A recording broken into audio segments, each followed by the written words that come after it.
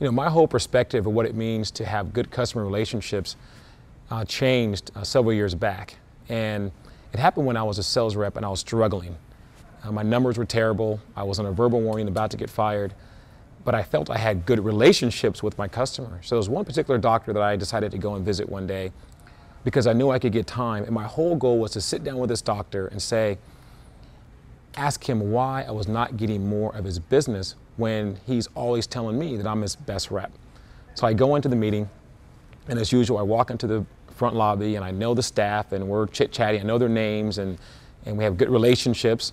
And I go back to the doctor's office, and he was with the patient, and so I had to sit for a couple of minutes. So he walks in, he sits down, and I said, Dr. Jones, I know you're busy. I just have a quick question for you. He says, no, Jamar, I always have time for you. So he sits down, we start talking about his family, his kids, the vacation he went on, and a bunch of peripheral things just to kind of, ease the situation. But at one point, I turned to him and I said, Dr. Jones, help me understand something. Am I your favorite rep? Oh, yes, Jamar, you're the best. No one's better than you. You're great. Do I always give you great service? Oh, yeah, you're great. When I need you, you come in. You always drop off samples. You're on time. We love you. The staff loves you. You're great. I said, and you've also told me that you have a dislike for my competitor. Oh, yeah, that guy he's a jerk. I can't stand him.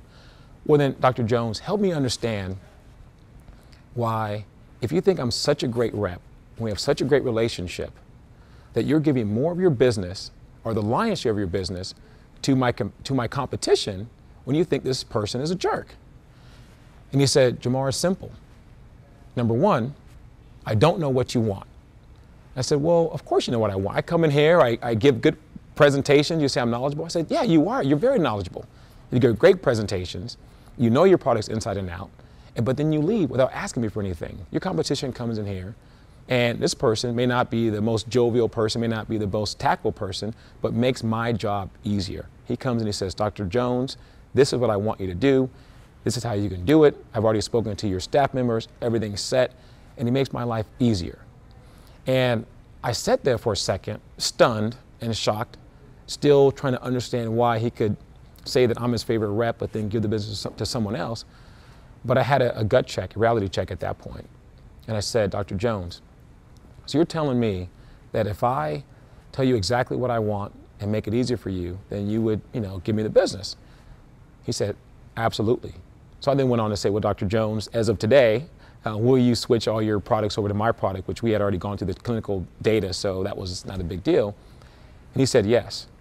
And years later, as a manager, as I was working with people on my sales team, there were often times where I found myself reliving that situation with Dr. Jones. One particular situation was I was in a car with one of my reps, and we were about to go in to see, a doctor. And this person turned to me and said, I have a great relationship with this doctor. I said, great. And she proceeds to tell me how many times she's brought in lunch and how the staff loves her and how she's taken the doctor to dinner, how she sent the doctor to weekend programs and meetings and functions and how everything is great. Well, I say, all right, that sounds great. This is probably going to be a really good sales call.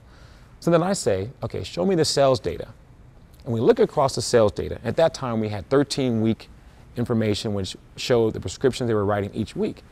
And I saw 0, 0, 1, 0, 1, 0, 1, which basically means zeros mean you don't have any business. They didn't write for that week. So I turned to her and said, how can you tell me you have a great relationship with this customer if he's not writing your products, if he's not giving you business? And I said, as of today, here's what we're going to do. If you truly feel like you've earned the right to ask for the business, which is something I talk about in the book as well as part of my Kaizen Way training programs, if you really earn the right to ask for the business, then you should be able to go up to any customer at any point in time and look that person in the face and ask for the business without feeling any pressure, without feeling any stress, because you have a good relationship.